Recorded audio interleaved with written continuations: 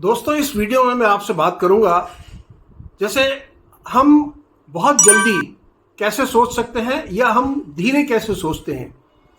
कुछ आदमी होते हैं कि बहुत जल्दी फैसला करते हैं और जिसे कहते हैं कि क्विक थिंकर होते हैं वो, और कुछ लोग काफ़ी समय लेते हैं चीज़ों को समझने में और सोचने में।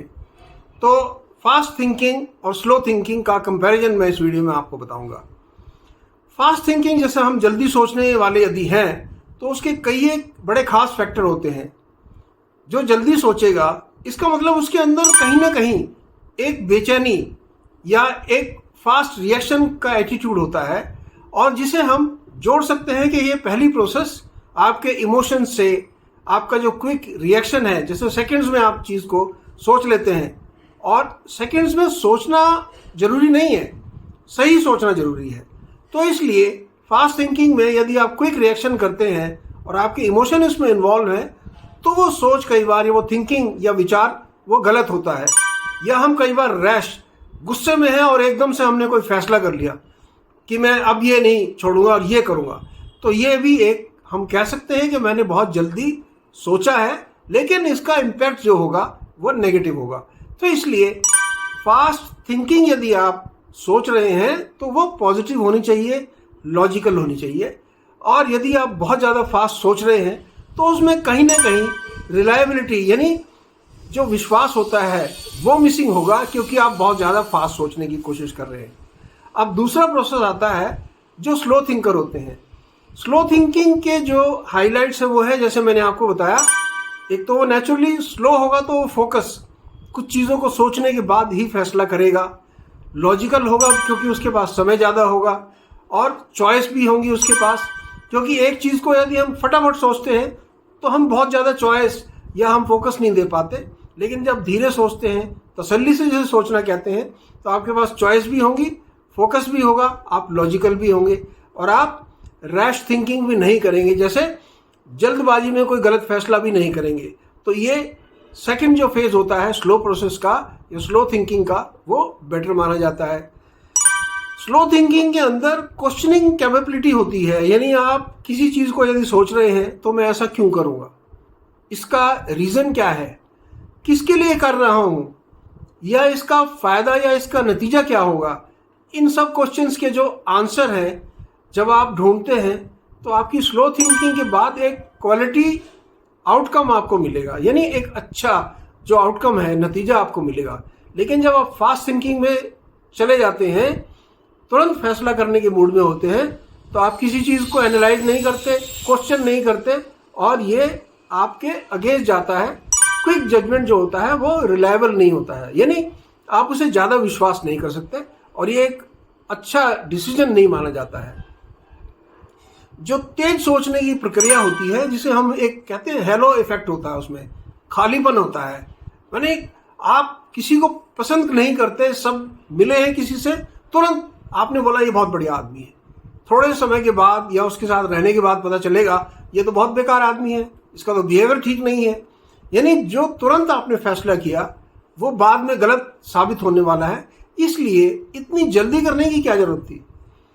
इसके अपोजिट यदि जाएं, हम धीरे से सोचते, आपकी जो थिंकिंग है उसको रोक लेते कुछ समय के लिए, और पता करते कि वो आदमी कैसा है, उसकी बैकग्राउंड पता करते, कुछ समय उससे व्यवहार करते, बातचीत करते, और तब हमें महसूस होता कि शायद वो आदमी ये 1 2 3 4 जगह पर गलत है और ये शायद सही आदमी नहीं है।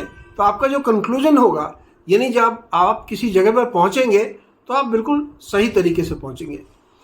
फिर फास्ट थिंकिंग का एक सबसे बड़ा, जैसे मैंने आपको बताया, कि आपकी जो सोच है वो ब्लॉक हो जाती है एक तरह से, क्योंकि आपने तुरंत फैसला करना है।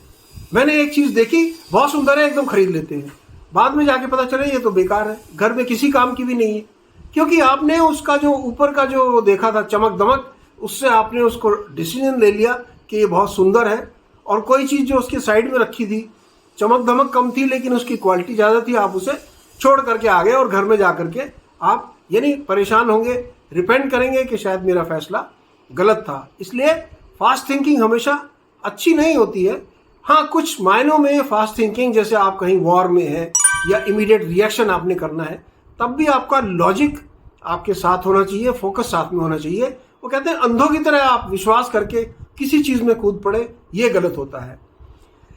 एक जब आप बहुत तेजी से सोचते हैं तो शायद आपके अंदर एक फोबिया काम कर रहा होता है, थ्रेट फोबिया जिसे हम कह सकते हैं, कि आपको घबराहट है कोई मेरे से पहले ना जवाब बता दे। कई लोग होते हैं जैसे कहीं मीटिंग में बैठे हैं, कोई सवाल पूछा, सवाल पूरा होने से पहले ही हाथ खड़ा करेंगे कि मैं बताऊंगा, क्योंकि उनके अंदर ये डर होता है कि शायद मुझे मौका ना मिले, या लोग मुझे नहीं पहचान पाए, या मेरी जो इंपॉर्टेंस है शायद कम हो जाएगी यदि किसी और ने जवाब दे दिया। यहाँ इनकी सोच इसलिए गलत है क्योंकि वो इमीडिएटली जो जवाब देंगे शायद गलत है, और जब आप गलत जवाब देंगे तब आपका इंप्रेशन खराब होगा, बजाय इसके कि थोड़ी देर के बाद सही जवाब देते तो ज़्यादा अच्छा होता। फिर जैसे हम कहते हैं ना, एक एडवेंचर के अंदर या स्विमिंग के अंदर चले जाते हैं वो जो जल्दी सोचने वाले लोग होते हैं। कोई चीज़ देखी और जैसे कहते हैं उसमें छलांग लगा दी, बिना ये सोचे कि पानी कितना गहरा है, कितनी तेज बहाव है, मुझे तैरना आता है नहीं आता है। पिक्चरों में जैसे देखा ना कि भाई कोई डूब रहा है और आपको स्विमिंग नहीं आती, बस कूद पड़े। तो ये एक एटीट्यूड होता है कि जो फास्ट थिंकिंग आपको नेगेटिव जगह पर लेकर के जाती है, और बाद में जब आप पछताते हैं कि शायद मैंने गलत किया, उसकी सफरिंग आपको बहुत देरी से मिलती है और इसका नुकसान आप खुद उठाते हैं। तो इसे कहते हैं जंप द कंक्लूजन। तेज सोचने वाला आदमी कई बार जो कंक्लूजन है, यानी जो फैसला है, उससे पहले ही कूद पड़ता है, तो ये अवॉइड करें। अब जो धीरे सोचते हैं, जो लॉजिकल सोचते हैं और जो क्वेश्चन अपने दिमाग में बना करके सब रीजनिंग के साथ आंसर बनाते हैं, उनकी नॉलेज, उनका एक्सपीरियंस और उनका कंक्लूजन सभी अच्छे होते हैं। क्योंकि जब धीरे सोचेंगे, लॉजिकल सोचेंगे, अच्छी तरह से सब चीज़ को एनालाइज करेंगे, तो जो रिजल्ट होगा या जो आपका सोच का कंक्लूजन होगा, नतीजा होगा, वो बहुत अच्छा और सही होगा। उसमें गड़बड़ होने के चांसेस बहुत कम होते हैं। आप यदि कोई गड़बड़ होने भी वाली है तो आप उस थ्रेट को एनालाइज कर सकते हैं, क्योंकि आप धीरे सोच रहे हैं, फोकस के साथ सोच रहे हैं और आप समय दे रहे हैं किसी भी फैसले पर जाने से पहले। तो ये जो कैलकुलेटेड रिस्क है वो लेकर के आप काम कर रहे हैं। यानी सपोज आपने कोई काम 1 घंटे के अंदर पूरा करना है, आप 10 मिनट उसके सोचने के बारे में लगाएंगे कि वो किस प्रकार से होना चाहिए, कौन कौन से टूल इस्तेमाल होंगे, कौन कौन इंसान उसमें काम कर सकता है, किसकी मदद हो सकती है। ये सब जब आप एनालाइज करके जब आप काम शुरू करेंगे तो परफेक्टली होगा, बजाय इसके कि आपको अभी काम मिला, एकदम शुरू कर दिया, आधा गड़बड़ हुई, किसी और को बुला लिया, फिर गड़बड़ हुई, तीसरे को बुला लिया, तो यहाँ नतीजा नहीं आएगा। इसलिए slow study wins the race पुरानी कहावत है, तो ये बिल्कुल सही होता है और आप कैलकुलेटेड रिस्क लेकर के काम कर सकते हैं। फिर सिस्टमेटिक डिसीजन ले सकते हैं, क्योंकि जब आप समय लेंगे, सोचने में समय लेंगे, तो जो आपका डिसीजन होगा वो भी सिस्टम के मुताबिक होगा, सिस्टमेटिक डिसीजन होगा और लॉजिकल होगा।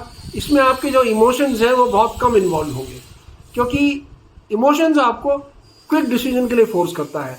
जब आपने इमोशंस अपने साइड में रखे हुए हैं, अपना दिमाग ज़्यादा इस्तेमाल कर रहे हैं, जो दिल की धड़कन है उसके मुताबिक काम नहीं कर रहे हैं, तो नेचुरली आपका जो रिजल्ट आएगा वो हमेशा अच्छा आएगा।